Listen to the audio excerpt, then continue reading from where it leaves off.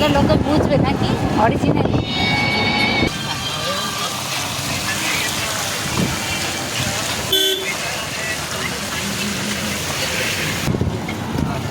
এবার আমাকে বলো যে মন্দারমণি থেকে দীঘা যাওয়ার পথে কি কি স্পট আছে? ঘুরে যাবে নাকি? হ্যাঁ, কি আছে স্পট? বলতে এখানে আছে কাশপুর, শঙ্করপুর, লালকান্দা ব্রিজ আছে, হ্যাঁ, তারপরে দীঘা, ওল্ড দীঘা আবার ওটা আলাদা, এই দোকানের মধ্যে কি আছে? এইখানে মোটামুটি কাশপুর, শঙ্করপুর আর লালকান্দা ব্রিজ হবে। কি মন্দারমণি থেকে দীঘা যেতে তাজপুর শঙ্করপুর পড়বে? হ্যাঁ, আর তালসারি বলতে গেলে এগুলো পাবেন না।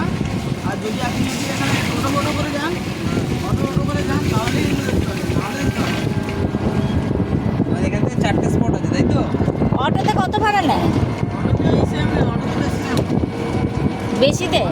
অটোটা বলতে পারছি না, কারণ অটো আর অটো পাওয়া যাবে কোথা থেকে? চাউনখোলা মোড় থেকে, না ওই যেখানে আমাদের হোটেল সেখান থেকে পাওয়া যাবে? এখান থেকেই পাওয়া যাবে। ও এখানে আপনাকে বলতে হবে যে আমি এই জায়গা এবার আমাকে বলো যেটা আমি ধরো ঘন্টাখানেক বাদে এই স্পটগুলোকে আমি দেখতে যাবো, তাহলে তার ভাড়া কী হবে? স্পটগুলো একদম দেখতে যাবো না? হ্যাঁ, দেখতে পাওয়া যাবে। তাহলে তার ভাড়া কত?